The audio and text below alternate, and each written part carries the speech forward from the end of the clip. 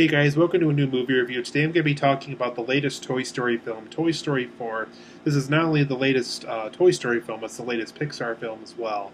Um, it's been 9 years since the last Toy Story film. Toy Story 3 came out in 2010. It was a big hit. It was nominated for Best Picture. It won for Best Animated Feature for that year at the Oscars. Um, Pixar had to consider if they wanted to make another Toy Story film. They waited about 9 years. They claimed they wouldn't make another Toy Story film unless they really had something really good for a sequel, for a fourth film. And luckily, that was the case. We got another really good Toy Story film here. Let's review it for you today. I'm going to give you a synopsis, my positives and negatives as always. But right out of the gate, I'm going to tell you this is a great Toy Story film. So let's kind of go over why it's so great and what it's about and all that good stuff. So in Toy Story 4, you guys.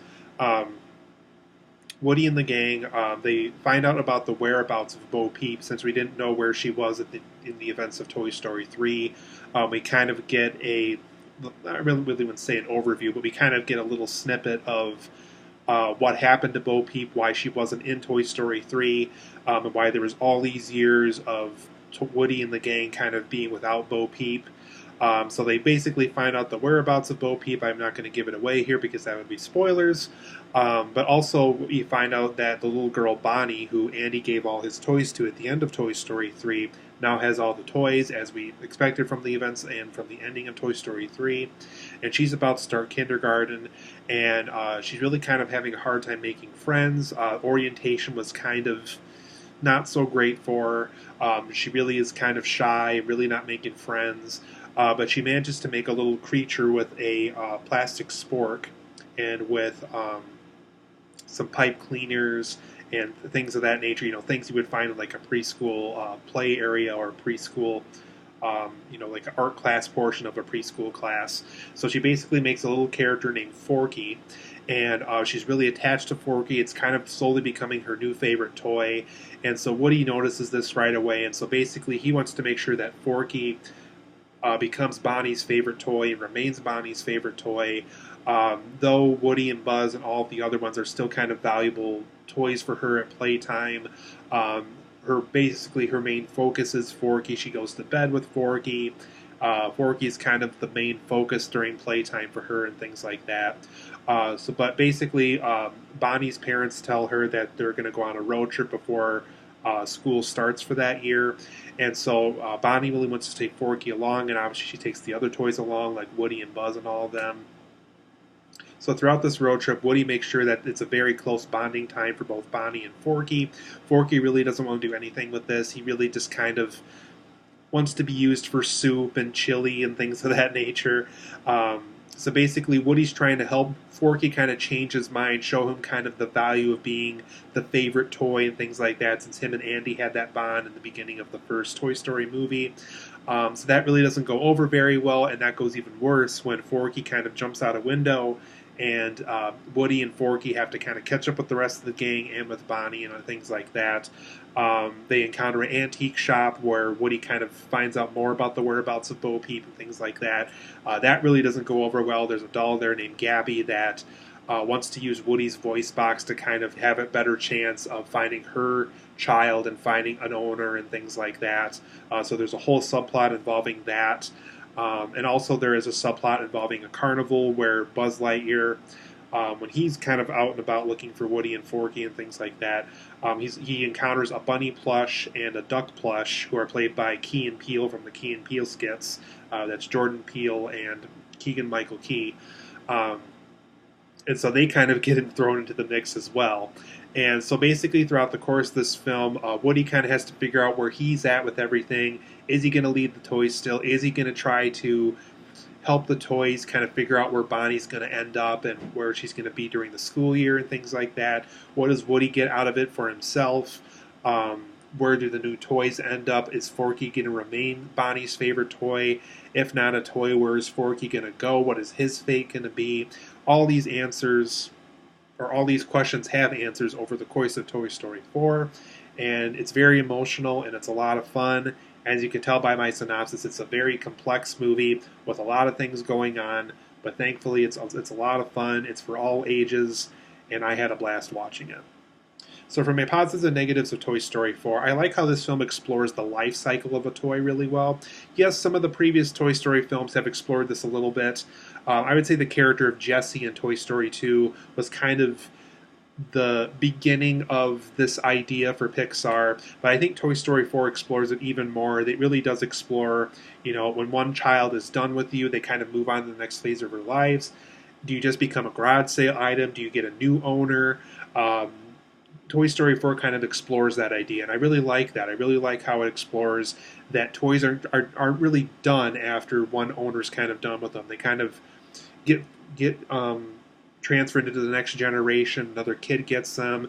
Maybe that child gets a sibling. That sibling gets to use that toy, and that toy becomes their favorite toy, and things like that. So I like how Toy Story 4 has a very diverse way of thinking. It has a very unique way of looking at the life cycle of a toy, and where all those directions can end up for a child as they grow older and things like that.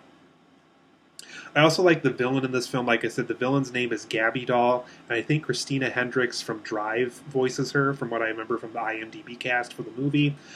She's good, she's interesting, she's likable. You kind of understand her mission. And I like how she wasn't just the evil villain. There really was kind of a motivation behind her. She really just kind of wants to be loved. She hears all these stories about Woody and Buzz, and even Forky kind of having an owner and being a favorite toy and kind of being the go-to toy.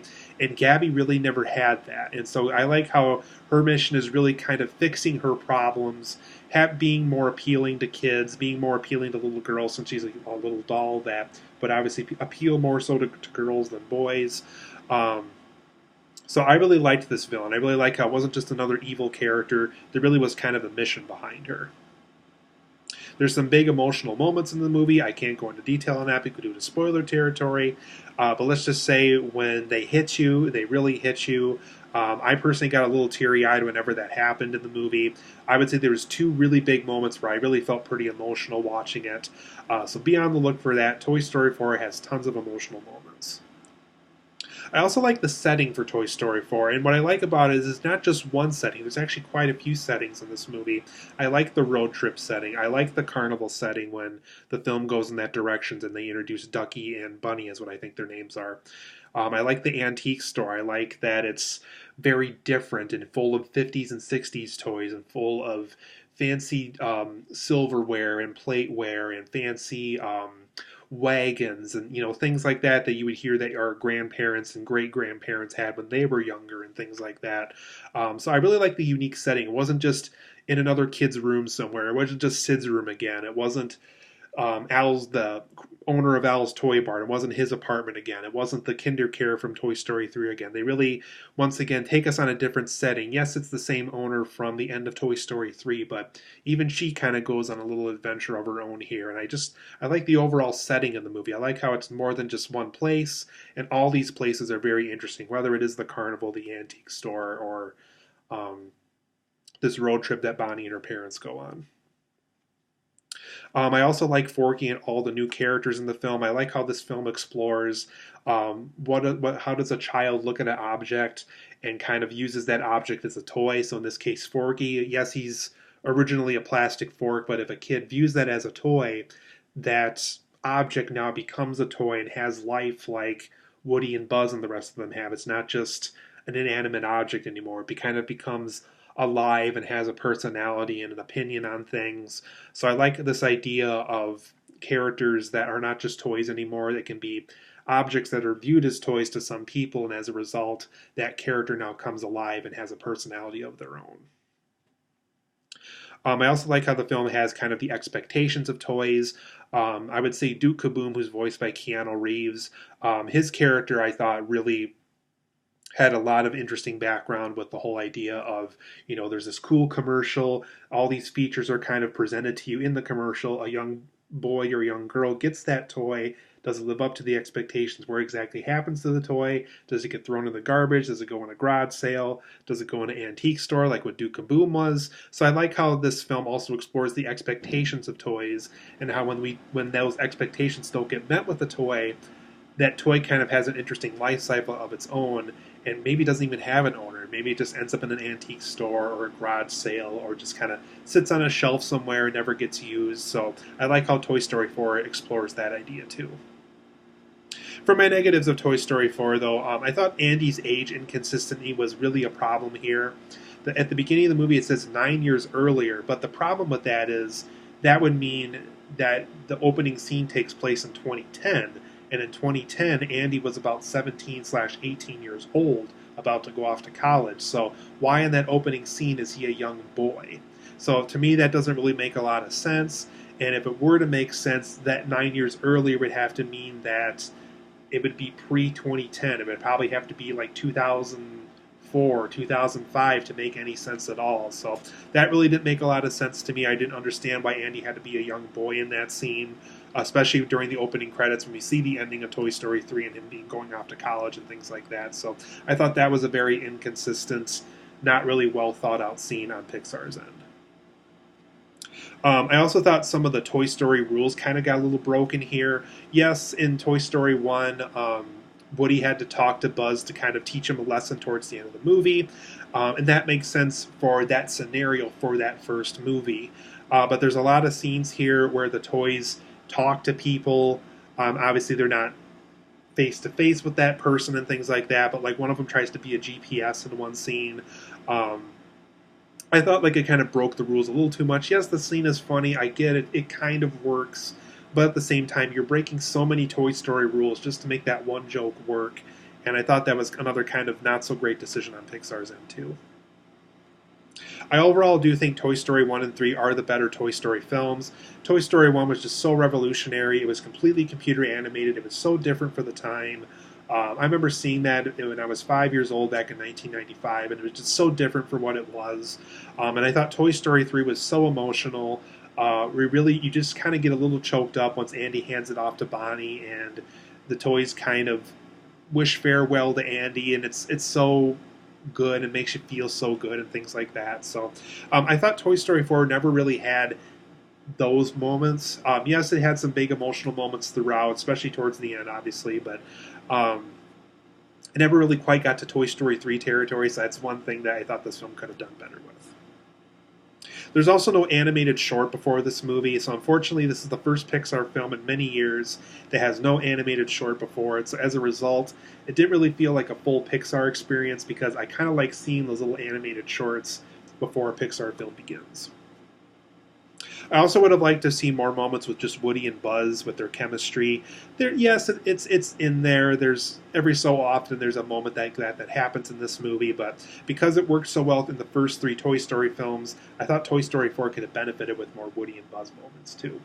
So overall, I'm going to give Toy Story 4 a 9 out of 10. It's a great movie. It's a great sequel. It's another great film from Pixar. I highly recommend that you see it, whether you're young or old. It's for everybody. It's a great film. It has so much to say about toys. I give it a 9 out of 10. Toy Story 4 is a great movie.